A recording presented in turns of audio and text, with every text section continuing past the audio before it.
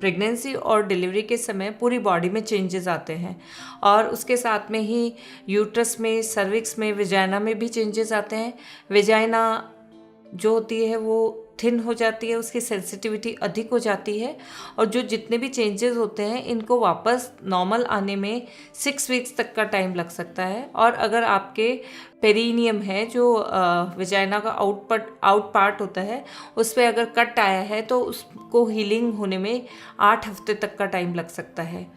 तो इसलिए जो सेक्सुअल लाइफ है वो ग्रेजुअली रिज्यूम करना चाहिए, क्योंकि जो महिला होती है उसको भी एक नई फैमिली में जो मेंबर आया है उसके साथ एडजस्टमेंट करना होता है और वो सो भी ठीक से नहीं पाती। डिलीवरी के कारण, प्रेगनेंसी के कारण वीकनेस होती है, फटीग उसको होता है, तो वो बहुत जल्दी सेक्सुअल एक्टिविटी और ये सब रिज्यूम नहीं कर पाती है। तो इसलिए ये सारा ग्रेजुअल प्रोसेस होना चाहिए।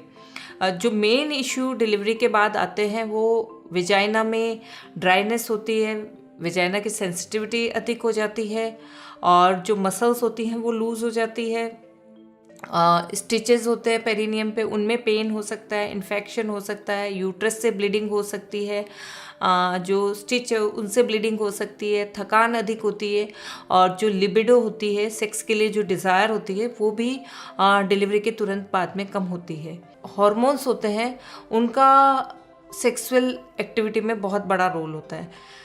डिलीवरी के बाद में बॉडी में ईस्ट्रोजन हार्मोन का लेवल कम हो जाता है। इसका काम होता है विजाइना में नमी रखना, जिससे कि इसका टीयर वगैरह से प्रोटेक्शन होता है। तो ईस्ट्रोजन हार्मोन नहीं होने के कारण विजाइना में ड्राइनेस रहता है और अगर इस दौरान सेक्स किया जाए तो सेक्स पेनफुल होता है और कई बार कट वगैरह लगने के कारण उनसे ब्लीडिंग होने का भी रिस्क रहता है। मसल्स होती हैं विजाइना की, वो भी लूज हो जाती है, स्ट्रेच हो जाती है, तो उसको भी नॉर्मल कंडीशन में आने में 6 to 8 वीक्स तक का समय लग सकता है।